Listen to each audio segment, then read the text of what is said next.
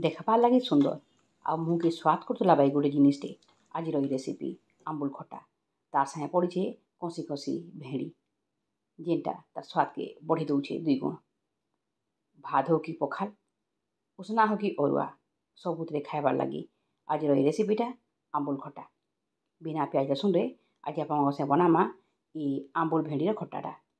नमस्कार चंद्रकांति ओडिया फुटेज रे आपको बहुत बहुत स्वागत। देखुन रेसिपीटा केते बढ़िया भाव रेडी होइछे बाड़ी देबे एंता करी भात साइड जेते बेले आउ किछि दरकार नै पड़े दाल तरकारी आउ किछि नै लागे गोटे थी सब खाई पकाबे। तो आज रेसिपी भावुचे आपको भल लागबा। तो रेसिपीटा बहुत सहज छे। तो चलो आउ डेरी ना करी आगे बनावा। आउ ई रेसिपीटा बनाबार लगी मुई पाखापाखी 150 ग्राम खड़े भेड़ी नहीं जाइछे।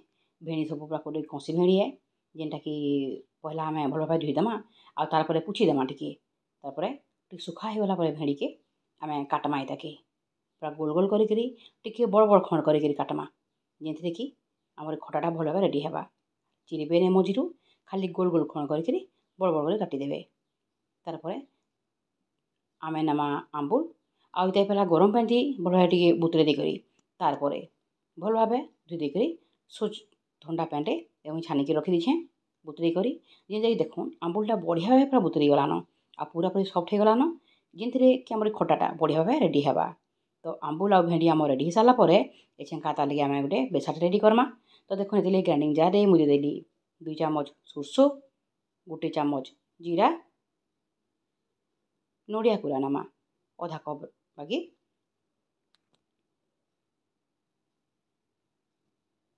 तार संगे देमा छोट खंडे अदा आउ मिर्चा जेनटा कि आप चॉइस अनुसार कम बेसी कर नेबे।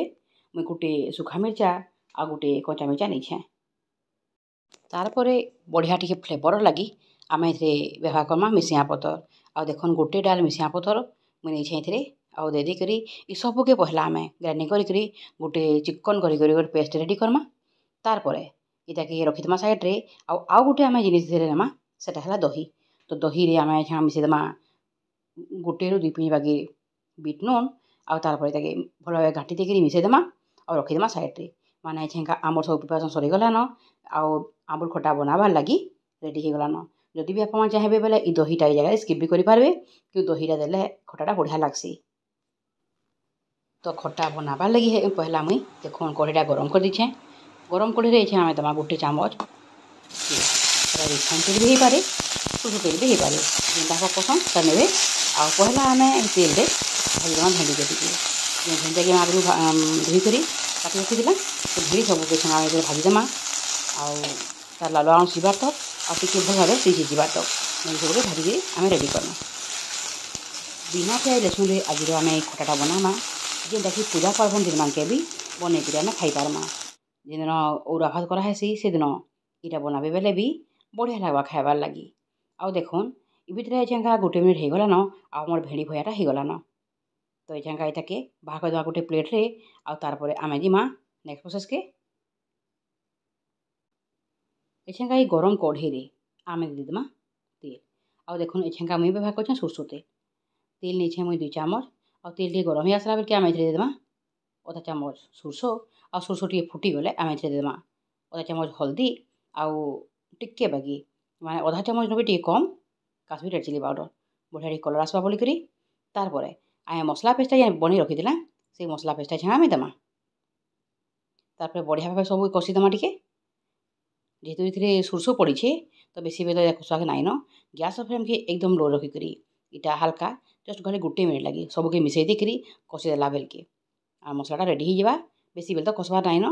तो देखुन मसला जी भाजी हवा कथा भाजी हो सारी तो एछेंका आम देदेमा आंबुल आउ जेन भजा भेंडी तार सबके भल भाव मिसईदेमा घाटी देमा आ देखुन पूरा पूरी मसला संगे ये भेंडी आ आंबुलटा लोटपोट हो जावा। तारपरे आम ए बाकी सब जिनस ऐड करमा।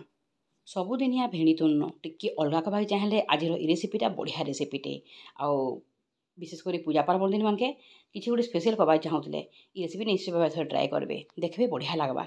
तो एछेंका आम केते झोल करमा जे से हिसाब से आम एछेंका ये पैन देमा जेहेतु इटा टिके नगजुलिया नगजुलिया हेबा तो बेसी पैन भी देबार नाइन आ तार संगे आंबुल और भेंडीटा बढ़िया करी बेसार सागे फुटी करी सिझी जिबा तो हेति लगी आमको से हिसाब पेन टिके देबार अच्छे आ मझे मझे घाटी घाटी एछेंका ई सबके आमे ठीक फुटामा।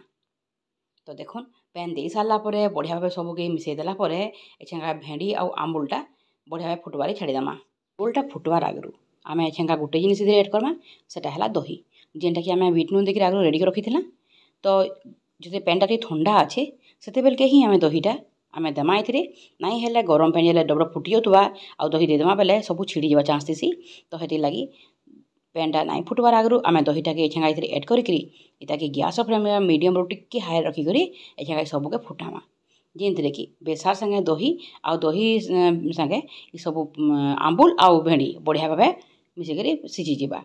तो देखुन ये भितर आम आहरी टिके टेस्ट लगी मिसामा गुड़ जैसे टिके मीठा मीठा टेस्ट देवा आउ तार संगे आम देदेमा स्वाद अनुसार नून जेनटा कि आम बिल्कुल भी आगु व्यवहार नहीं करूँ तेल। तो नूनटा देखिए आम जगह देवे आ गुड़टा निहाती भाव देवे नाई हेले चीनी देले भी चलसी। तो सबके भल भाव घाटी देकरी मिक्स करमा आ टिके फुटबाले छाड़ीदेमा। मुई नाई ढापबार आप चाहिए ढापी पार्बे। तुनटा केते बहलिया केते पतला करबे जे सेटा आपन निजर ऊपर अच्छी।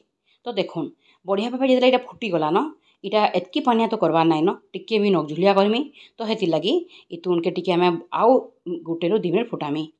तो देखुन बढ़िया भाव जो फुटीगला न कलर भी चेंज होगला न भेंडीर आउ बहल भी होगला न तुनटा देखुन आम झोलटा केते बहलिया होगला न जे एछा गैस फ्लेमटा अफ करदेमा आ पझना रेडी करमा।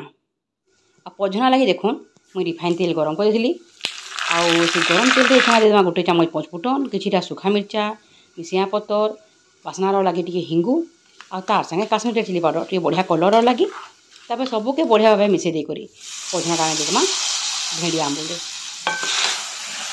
तापर सबके घाटी देकर आम ये ढापीदेमा जेनथिरे कि पझनार बास्नाटा बढ़िया भाव आंबुल आउ भेंडी मिसी जिबा।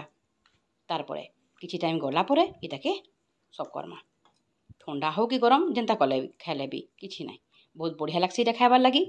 आउ बिना पियाज रसुन रे बना होचे पूजा पर्वण तो बढ़िया जिनिसटे तार संगे आंबुल रे पड़ी दही जेनटा कि गोटे बहुत बढ़िया टेस्ट दौचे आउ तार संगे नड़िया बटा जेनटा कि आउ गोटे बढ़िया टेस्ट आउ गुड़ पड़ीछे माने जिनिसटा टिके खट्टा खट्टा मिठा मिठा होकर बहुत बढ़िया भाव रेडी होइछे।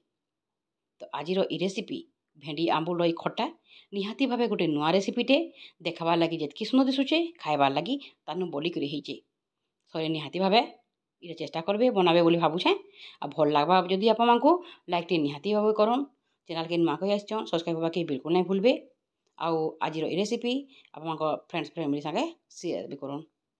तो फिर गोटे नुआ रेसिपी संगे बहुत जल्दी भेट पड़मा आज रोचे जुहार।